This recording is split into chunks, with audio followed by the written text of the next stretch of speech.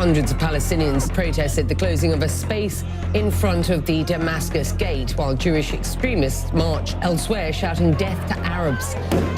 2022 was the deadliest year in Israel and the occupied Palestinian territories in over a decade, and the violence is only increasing. 80 Palestinians and 14 Israelis were killed in the first 3 months of 2023, while Israel itself has been rocked by street clashes and mass protests. One of the key flashpoints has been the East Jerusalem neighborhood of Sheikh Jarrah, where Palestinian families claim that they're being illegally evicted to make way for Jewish settlers, leading to a series of riots and street clashes. But in October, in the midst of escalating violence, something strange happened. A serving member of the Israeli parliament appeared on the front line of the street conflict, pulled out a gun, and started threatening Palestinian protesters. What's even more shocking is that this man wielding a gun has since been named Israel's Minister of National Security, a powerful figure in Israel's recently elected government, probably the most ultra-nationalist in the country's history. This is how the far-right ultra-nationalist politics of Jewish supremacists and militant settlers has made the leap from the streets into the halls of power, threatening the democratic standing of the world's only Jewish state.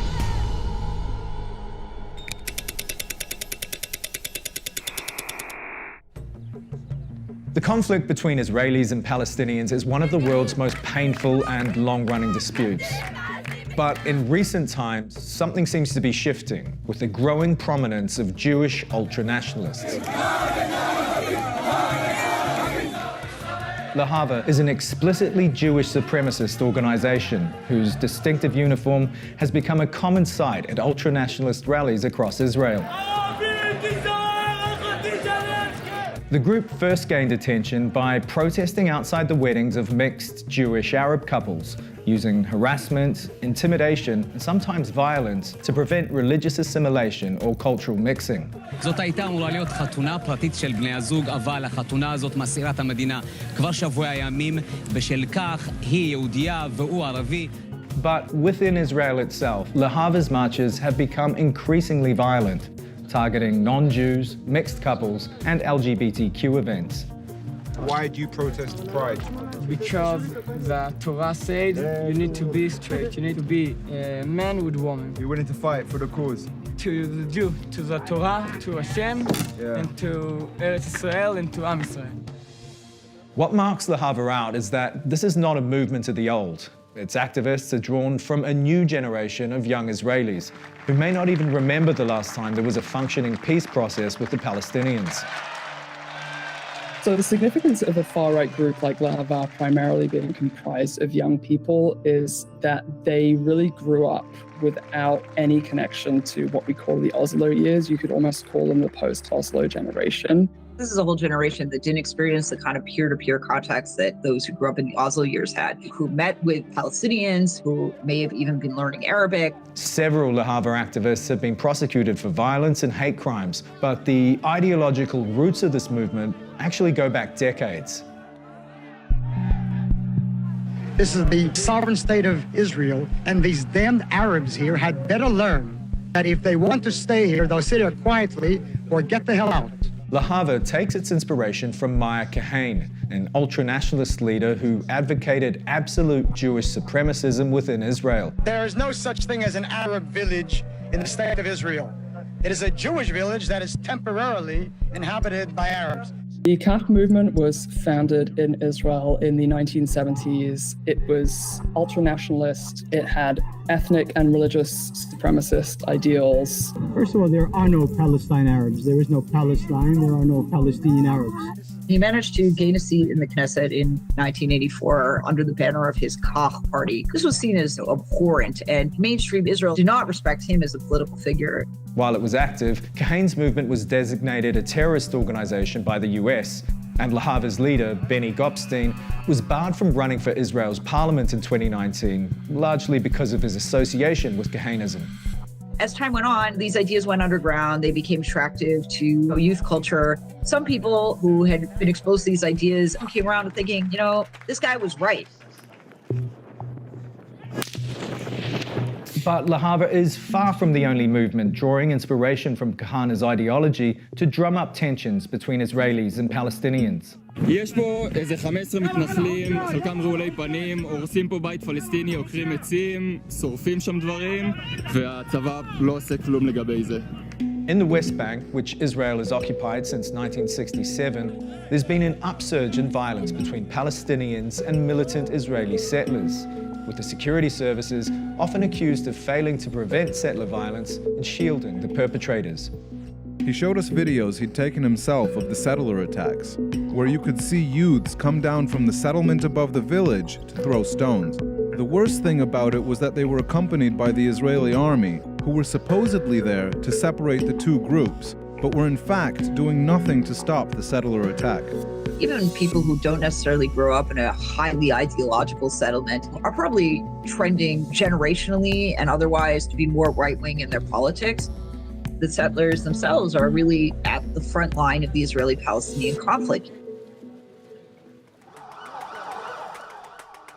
In February 2023, following the murder of 2 Israelis, armed settlers went on a rampage through the Palestinian town of Hawara, leaving 1 dead, hundreds injured, and the town in flames.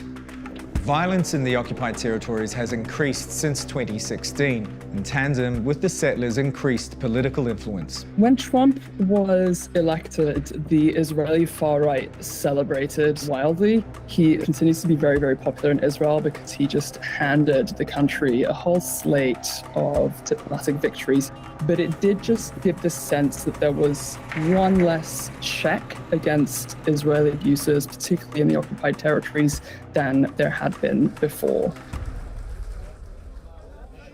Which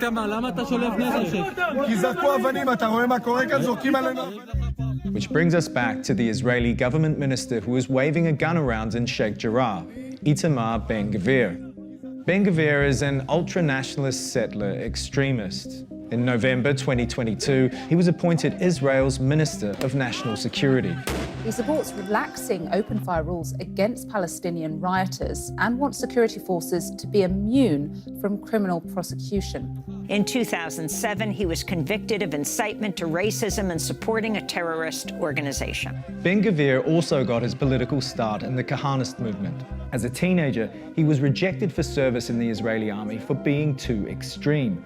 This is the same guy who's now in charge of Israel's national security. The track record stands, and he was charged and convicted of several offenses related to participation in terrorist organizations. Even a few years ago, it would have been unthinkable for someone as extreme as Ben-Gvir, who's been not just accused but convicted of racial incitement, to become part of an Israeli cabinet.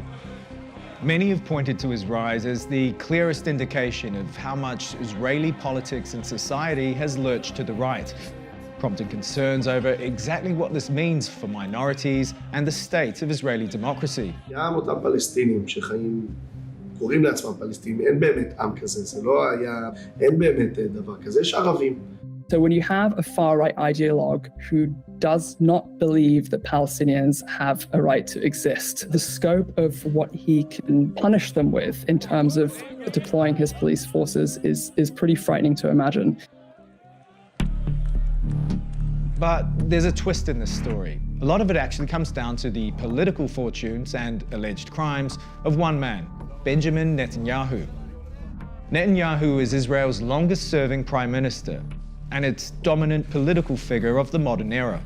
But in 2021, he lost power following multiple indictments for high-level corruption.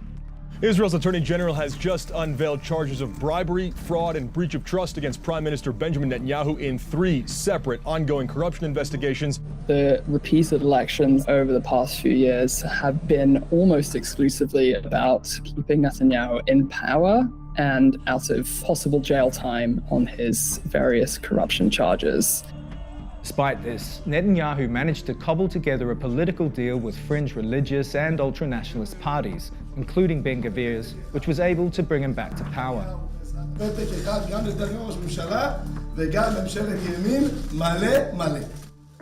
Tens of thousands of protesters are once again hitting the streets in Israel as the country enters the 10th week of mass protests over Prime Minister Benjamin Netanyahu's plan to overhaul the judicial system. These are people who previously were at the absolute fringes of Israeli politics. The most right-wing cabinet in this country's history wants to strip the Supreme Court of the authority to veto laws that judges deem unfit. There's been a sentiment very strongly within the ultranationalist community that the High Court of Israel is an entirely secular, biased institution that doesn't believe in the religious values of the state.